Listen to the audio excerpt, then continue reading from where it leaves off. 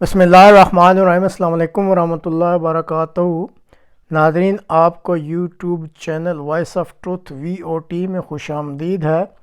आज के प्रोग्राम में यूक्रेन जंग से मुतल्लिक कुछ तफसीलात हैं और इसी तरह फिर आखिर में इस चैनल के कुछ करम फरमाओं ने चंद चीज़ें भिजवाई हैं जो आपको इस वीडियो के आखिर में पाकिस्तान के तल्लक से दिखाई जाएंगी। अमेरिका में एक इलाका है इलिनोइस। इस इलाका से ताल्लुक़ रखने वाले डेमोक्रेट नुमाइंदा माइक क्विगली, उन्होंने हाल ही में यूरोप में यूक्रेन जंग के बारे में मुख्तलिफ़ मीटिंग्स में शिरकत की और यूक्रेन की बख्तरबंद अफवाज के दस्तों को तरबियत देने वाले अमेरिकी अफवाज के कमांडरों से भी मुलाकातें की। इनके ताज़ा बयान के मुताबिक इस वक्त यूक्रेन जंग इंतहाई मुश्किल हालात से दोचार है और वहाँ पे काफ़ी मुश्किलात जो हैं वो पैदा हो रही हैं। तफसीलात के मुताबिक सबसे मुश्किल मरहला रूस की तरफ से यूक्रेन के मशरक़ी और जनूबी मुहाज़ों पर तह दर तह तैयार की गई मजबूत दिफाई पोजीशनें हैं। यानी रूस ने उसको बहुत टाइम मिला था तो उसने बहुत अच्छे तरीके से इस मशरक़ी और जनूबी महाज़ों पर अपनी दिफाई पोजीशनें तैयार की थीं। इन पोजीशनों में हज़ारों की तादाद में बारूदी सुरंगें बिछाई गई हैं और बंकर्स और मजबूत फ़ौजी मोर्चों का एक लामतनाही सिलसिला भी मौजूद है। रूस के इस मजबूत दिफा की वजह से यूक्रेन अफवाज का बेपनाह नुकसान हो रहा है और मजबूरन यूक्रेन के जो फ़ौजी कमांडर हैं उनको बार बार अपने हमले रोकने पड़ते हैं ताकि वो फ़ौजी हिलाकतों को कम कर सकें। और जिन फ़ौजी यूनिट्स को बहुत ज़्यादा नुकसान होता है, इन यूनिटों के नुकसान को कम नुकसान उठाने वाली यूनिटों से जंग का जो साजो सामान है और फ़ौजी नफरी, मतलब इन कम नुकसान वाली यूनिटों से जंगी साजो सामान और फ़ौजी नफरी लेकर जिन यूनिटों का ज़्यादा नुकसान होता है वहाँ कमी को पूरा किया जा रहा है। कई हफ्ते गुजर जाने के बाद भी यूक्रेन की अफवाज ने अभी तक रूस की जो पहली दिफाई लाइन है इस पर भी कोई ख़ास कामयाबी हासिल नहीं की है और रूसी दिफा की इस पहली दिफाई लाइन जैसी अभी बहुत सारी दिफाई लाइनें हैं।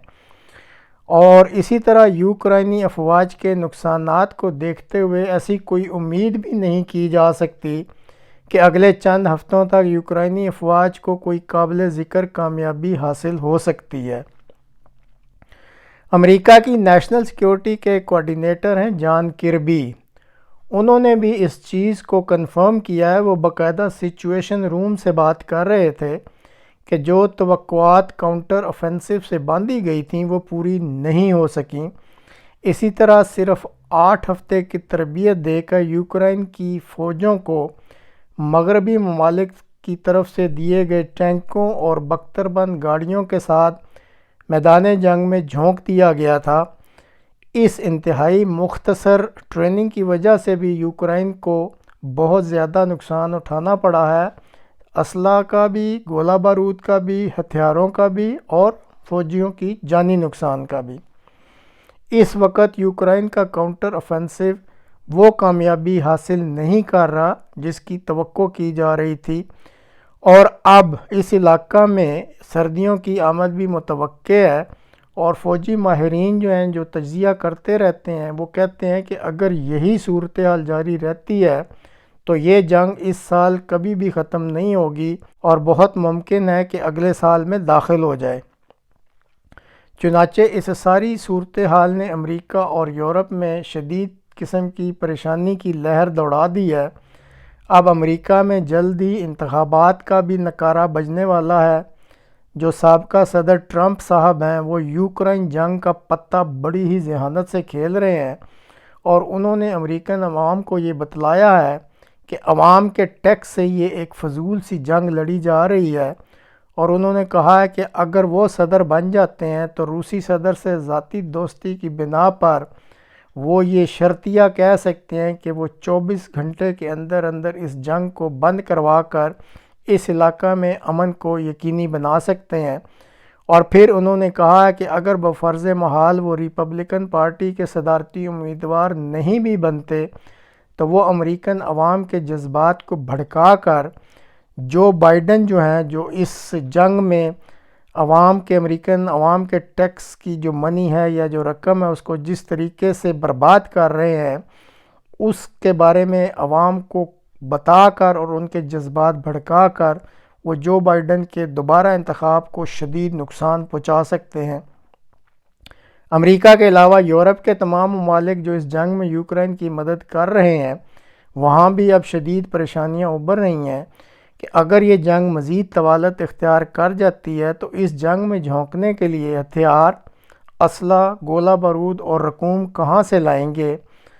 اب ان سب کے برعکس امریکہ اور یورپی اقوام کے برعکس روسی صدر خوش ہیں اور سمائل بھی دیتے ہیں اور کہتے ہیں کہ جنگ جتنی مرضی طویل کر لو، یہ جنگ جتنی مرضی طوالت اختیار کر جائے، وہ کہتے ہیں کہ انہوں نے امریکہ اور ناٹو کو چھٹی کا دودھ ضرور یاد کرانا ہے، کیونکہ ان کے مطابق اس جنگ کو جتنا مرضی لمبا کر لے، ان کے پاس فوج بھی موجود ہے، ان کے پاس ہتھیار بھی ہیں، اسلحہ بھی ہے، گولہ بارود بھی ہے اور رقوم بھی ہیں، اور اس وار آف اٹریشن کو جتنا مرضی لمبا کرتا رہے یہ امریکہ یا ناٹو، روسی صدر کے مطابق ان کو کوئی فرق نہیں پڑتا اور وہ اس کے لیے تیار ہیں۔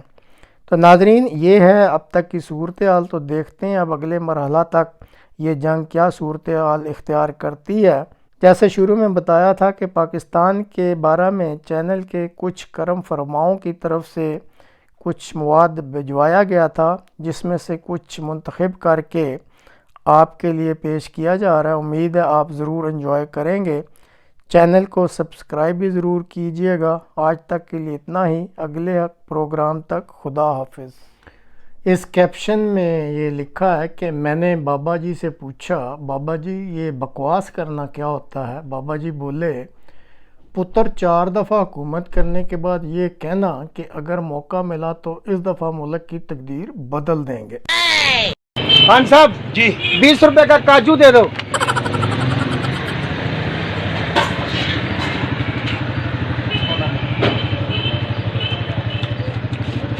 ہاں ٹھیک ہے، پیک کر دو۔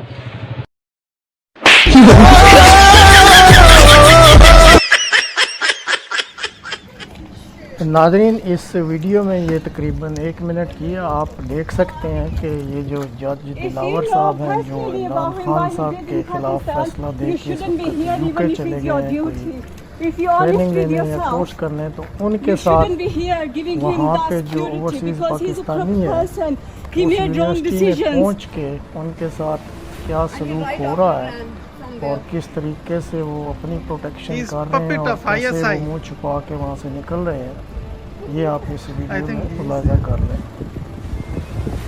یہ انصاف کا نمبردار، آپ نے کیسے یہ فیصلہ کر لیا؟ مجھے میری بات سنیں، آپ نے کیسے مجھے دلاور صاحب آپ کے ساتھ آپ سے ساتھ کتنے کوسچن سر، کیسے اپنے How much money did you take? کیسے اپنے ملک بھیجا سر؟ How did you do that? Corrupt leader. کیسے گوارا کیا؟ Okay, I'm not touching you. I'm asking I'm not touching you. I'm not touching you, sir. Yeah. کیسے آپ کا دل کیا؟ آپ کا دل کیسے کیا؟ آپ اپنا ملک بھیجتے سر، بتائیں تو صحیح۔ دلاور صاحب بتائیں کیسے اپنا ملک بھیج دیا؟ You will not find peace. You will not find peace. No, no. Don't touch me. Don't touch me. Corrupt, corrupt. Us video میں آپ دیکھ سکتے ہیں کہ کسی کرم فرما نے آئندہ جو عبوری وزیر اعظم بننے والے ہیں پاکستان کے، ان کے بارے میں کیا خوبصورت سی یہ مختصر سی ویڈیو بھیجی ہے، جو بہت ہی زبردست انڈیکیٹر ہے کہ جب ہاتھ پیر پاؤں بندے ہوں تو پھر کس قسم کا وزیر اعظم اس ملک میں لایا جاتا ہے۔ دیکھیں اور انجوائے کریں۔